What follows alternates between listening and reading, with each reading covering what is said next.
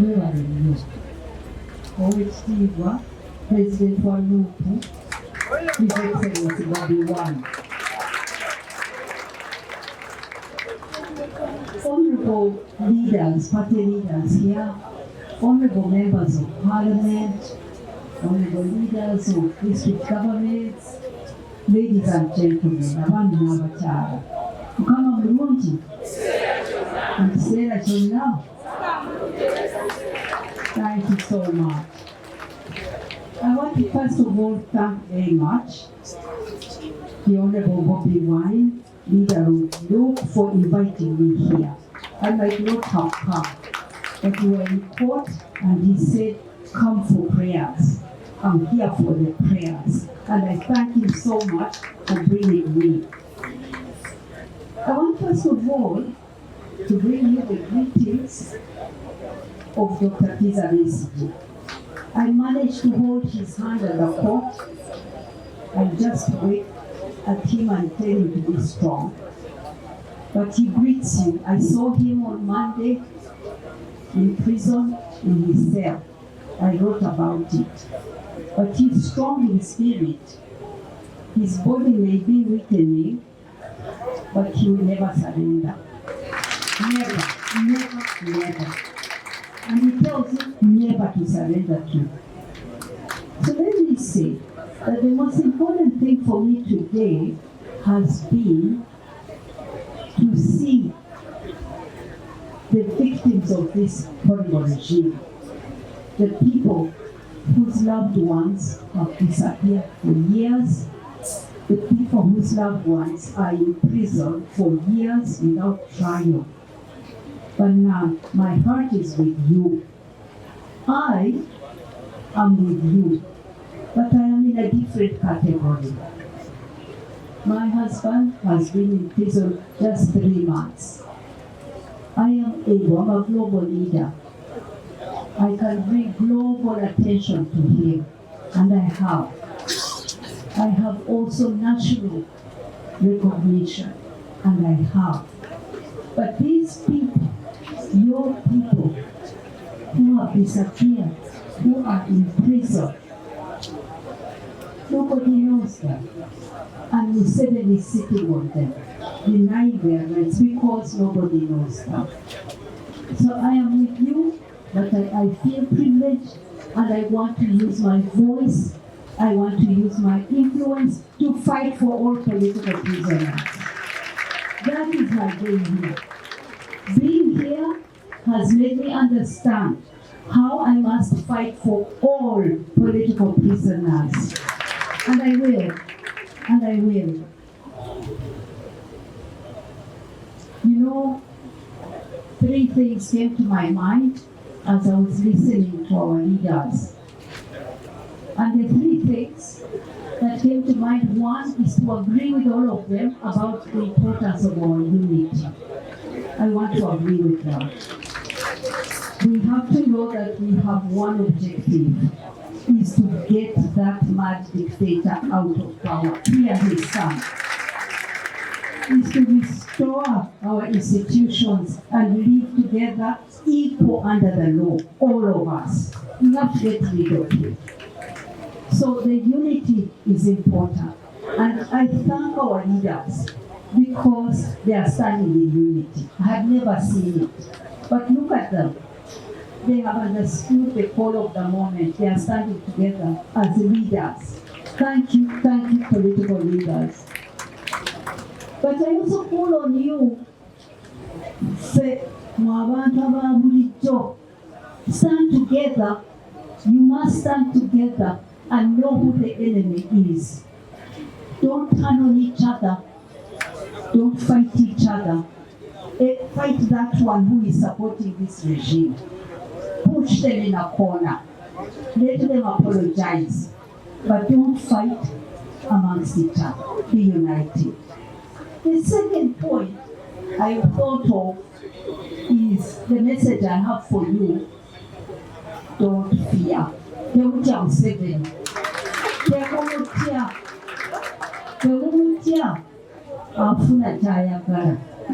I'm not afraid of him. nawe kuba kyeyo kulabirira mwana waffe n'omwami wange naye simutya era simutya. When I am coming back, I will join you where you are as you will fight. You know, I heard people saying that we should pray, and I pray also. Yes, I pray. I have. We pray.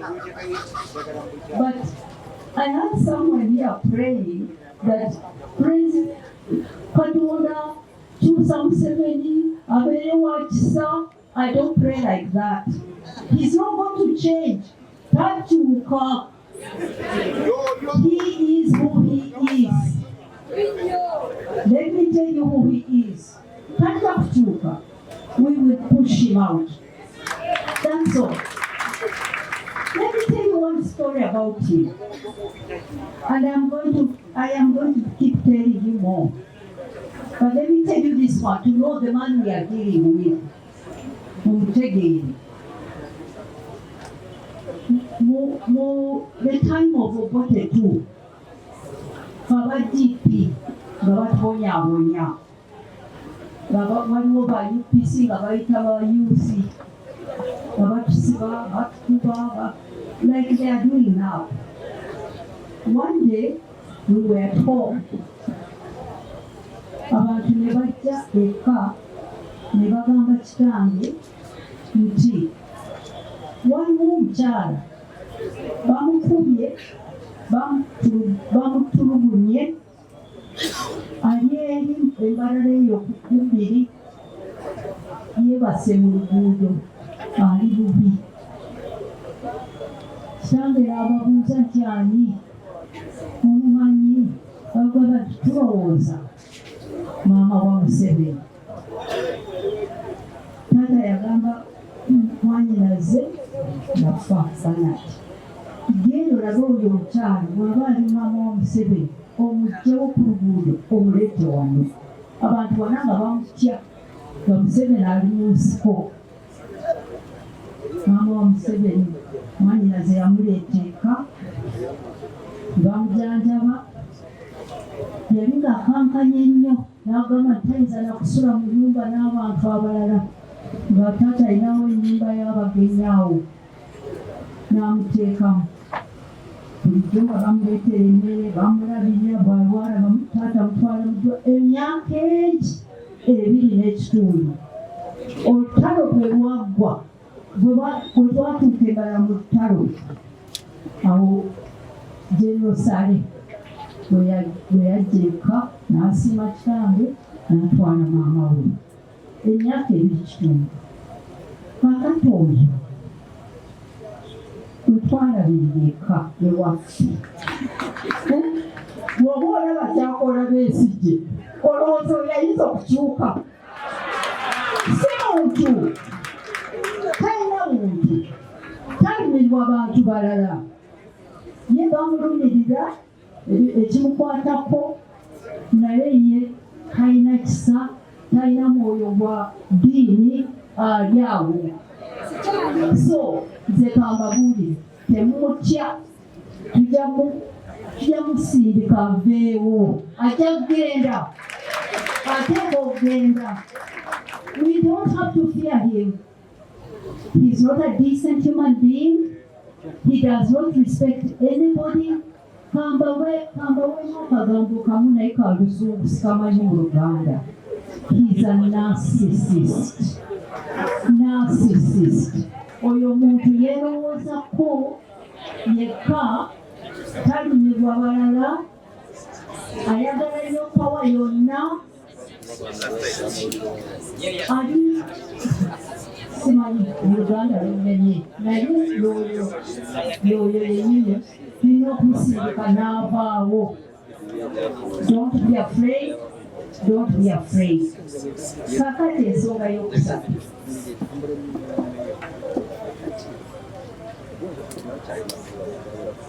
Justice kantusokere kutu amazima okwenkanya n'obudde biri ku sayidi yaffe. ye talina mazima, talina bwenkanya, ate talina budde buweddeyo. Obudde buweddeyo, oba ayagala oba tayagala, his time is up. Look at him, how old he is. 40 years in power. Before that, he was also a total leader in the bush. Amaze emyaka yonna nga mufuzi bw'alwa akooye omulaba yenna talina maanyi. Kakati, let me tell you, there are 3 things about him. He is isolated. Bwetobaba kigamba batya. Aliyeka. Omanyi kubanga yafuuka dictator. Nakyemalira. Kakati abantu bonna bamutya. So ye aliyeka tamanyi kigenda mu maaso. Ali awo ali isolated. Ekyokubiri, he is paranoid. Oba ekyo kigambo ekyanalukooli. Alina kati kyakasumbuwera.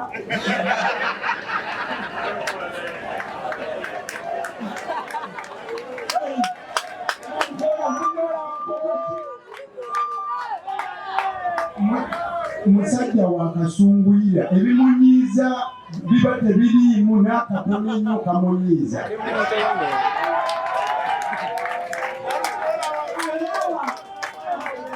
Alina n'akatengo.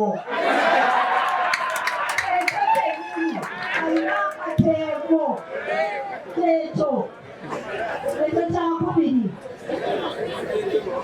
Ekyokusooka ali isolated, ali yekka tamanyi kigenda mu maaso. Ekyokubiri alina akatengo.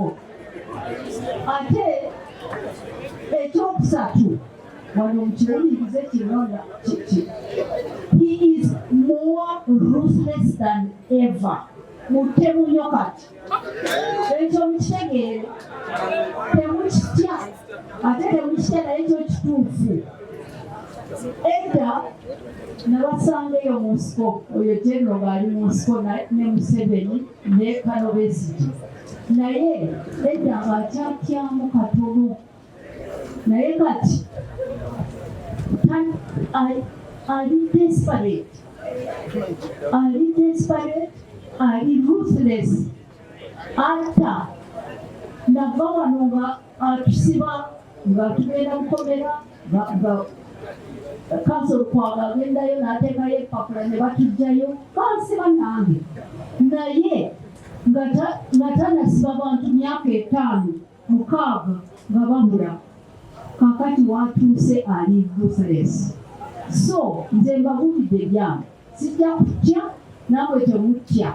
Newankubadde nti ali ruthless, abavubuka mutuyambe abavubuka.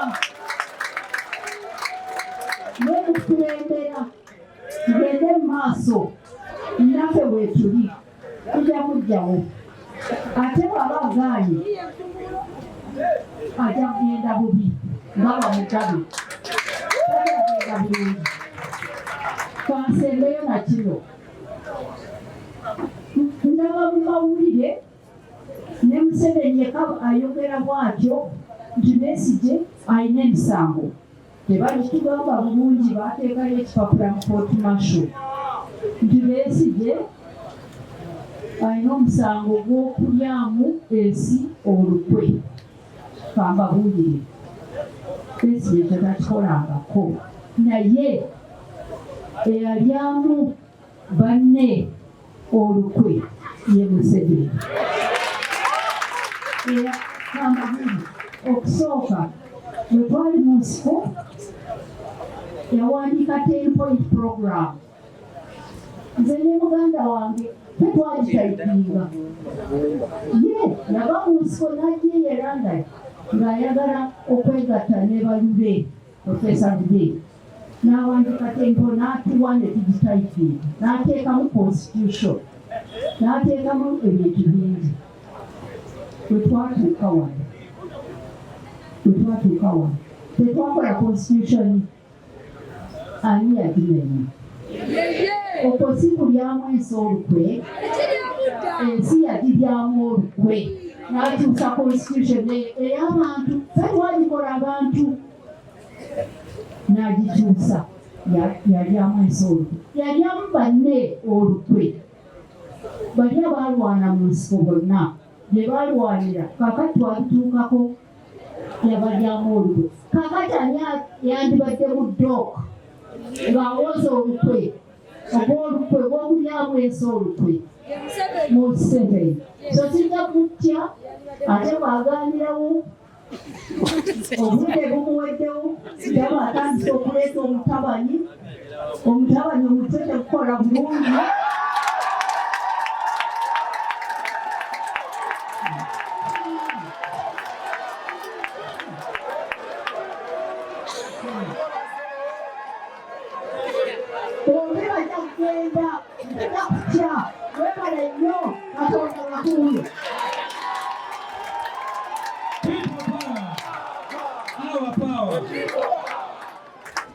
We are finishing. I want the leaders to come here, hold hands, and we sing together that song, and then we close this event.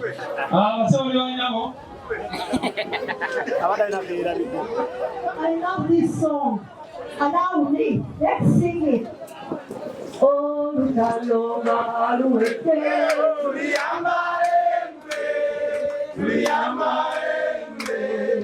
Luyamba,